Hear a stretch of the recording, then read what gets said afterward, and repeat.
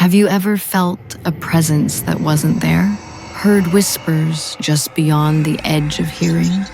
Or a message carried on a silent wind? Sometimes, history isn't just written in books. It lingers, a palpable energy in the very air we breathe. Today, we're journeying to Benicia, California, a beautiful, quiet bay town near San Francisco. But beneath its picturesque charm lies a past steeped in untold stories, and for me, a series of encounters that would redefine my understanding of the unseen. This is my story from August 2011, a trip that began innocently enough but quickly spiraled into moments of profound unease, forcing me to confront entities that were anything but quiet.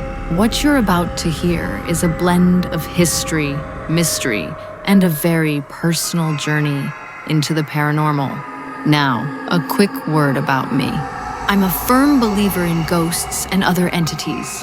I've been seeing them for years. But here's the kicker. I'm also a firm skeptic when it comes to commercial ghost tours or self-proclaimed ghost hunters. My gut instinct always tells me to question, to analyze. So, when my aunt, who had never shown any interest in the paranormal, surprised me with tickets to a nighttime ghost walk in Benicia, I was, to say the least, surprised. I went into it expecting good fun, nothing more. I didn't truly expect to see or feel any ghostly activity. But as you'll soon find out, Benicia had other plans. It was August 2011, late at night, around 10 p.m. Our tour began at the swamp near the old railway station. We were a group of about 15. Led by two guides who called themselves ghost hunters and carried various ghost hunting devices. My skepticism was certainly active, but the historical context they provided was genuinely fascinating. Benicia, being a bay town with a railway station, was a hotspot for sailors in the past, and with sailors came brothels. We learned that Benicia is reportedly crowded with the ghosts of many prostitutes and abandoned children or babies. And chillingly, the very swamp where our tour began was a known location for depositing unwanted babies, left to die a grisly death. As we walked down the main street, a very small town, we stopped at several buildings. We checked readings on EMF meters, and the guides shared stories of the ghosts supposedly occupying these places. It was all quite entertaining, but I hadn't sensed even the slightest ghostly agitation. And I usually get really agitated when I feel something paranormal. Then we reached that house. Near the Union Hotel, there stood an old house. It had been bought in another town, lifted from its foundations, and brought to Benicia. It was still empty, its new foundations visible, and the owner was making slow progress, as it was clear something didn't want the house to be there. The guide suggested the old owner haunted the place, deeply unhappy with its new location. They urged us to go up to the fence and see if anything strange happened. Thinking, yeah, sure, whatever. I walked right up to the fence and tilted my head. That's when it happened. A sickening feeling washed over me. I started to hear barking. It was distant at first, and I knew it wasn't an outdoor sound. This was different. The barking grew louder and angrier. I could almost envision the dog, a large, dark creature, maybe a Labrador or a German Shepherd, running around the side of the house towards me. The dog's barks kept to the background because, in the foreground, I could feel a man's powerful presence telling me to get out, to leave now. There were no actual uttered words, but the message was clear, conveyed with intense vehemence. The whole area just felt incredibly negative, like I was truly unwelcome. Interestingly, other people on the tour said they didn't hear or feel anything. Just me, I guess. In my opinion, that was the true highlight of the tour. I honestly don't think it was my imagination, especially given my usual skepticism of commercial ghost tours. My gut feeling, even now, tells me there's genuinely someone in that house and that someone is pissed.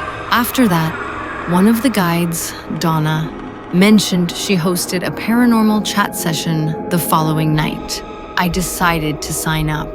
I had no idea what terrifying moments awaited me. The next night, we gathered in a store called Angel Heart for You, right on Benicia's main street. It sold scented candles and oils, but had a small section for these chats. The store was closing. So soon, it was just us. Myself, Donna the guide, and 2 other women. One woman was there to understand her children's paranormal experiences.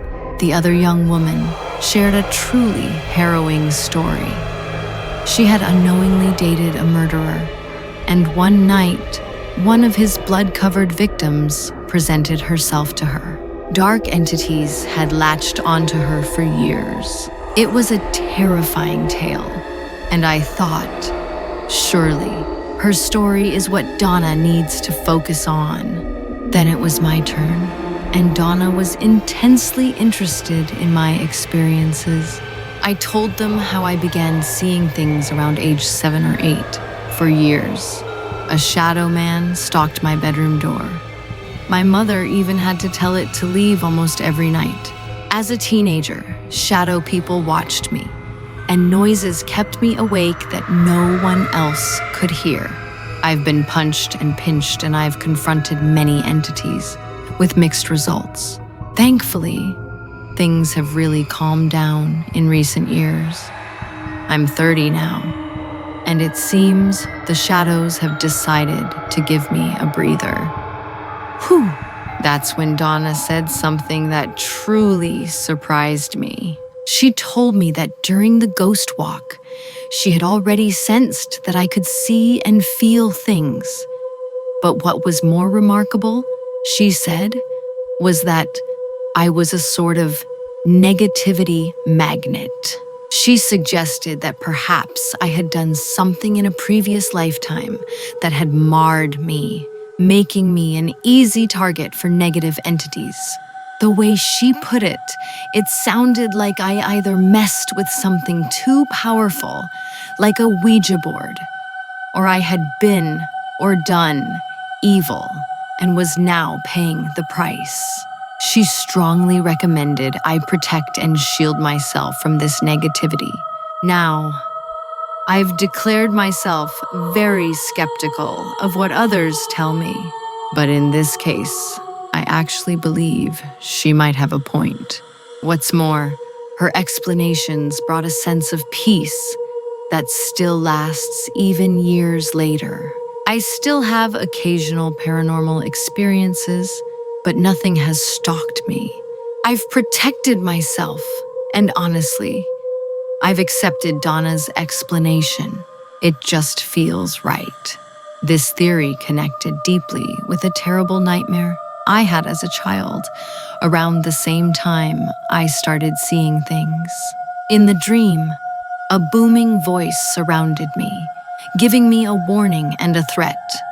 Don't do it, or you will be forever punished. The silly part was it. If I let the kitchen cupboard doors bang closed, they would bang forever. In the dream, I accidentally banged a door, and it wouldn't stop. The voice told me I was forever damned, and my punishment would be to live with that noise the rest of my life. I woke up hearing the banging for a few more seconds, That period was when the Shadow Man began visiting me every night. So, when Donna mentioned punishment for a past action, of course, I remembered that dream. It sounds ridiculous, doesn't it? Sigh. After the chat, we headed upstairs for a mini ghost hunt.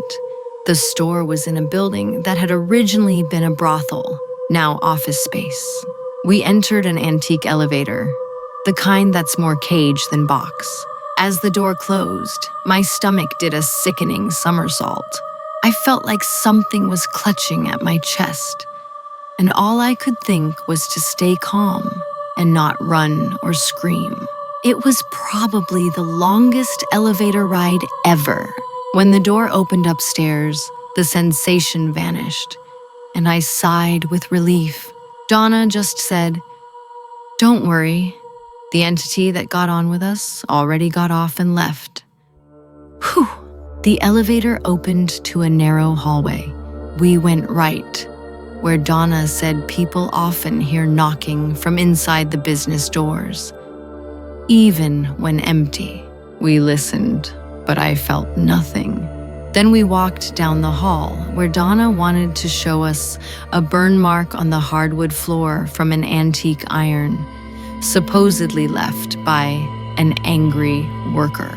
As I was about halfway down the hall, something I had never experienced before happened. I walked into an invisible cloud, a cloud of whispers, like walking into a swarm of gnats when hiking. It was a similar sensation. I could hear buzzing and voices.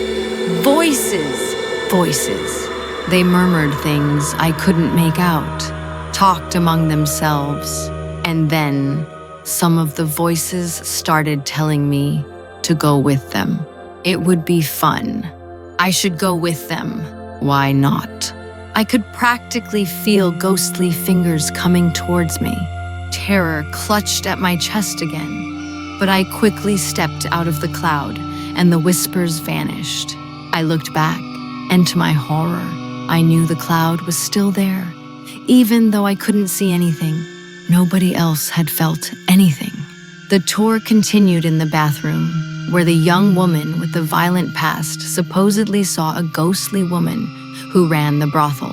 I didn't feel or see anything more. I was just worried about having to walk back through that cloud to the elevator. When we left, the same cloud of murmurs was there, whispering as I walked through. At least I was prepared that time, so it wasn't as shocking.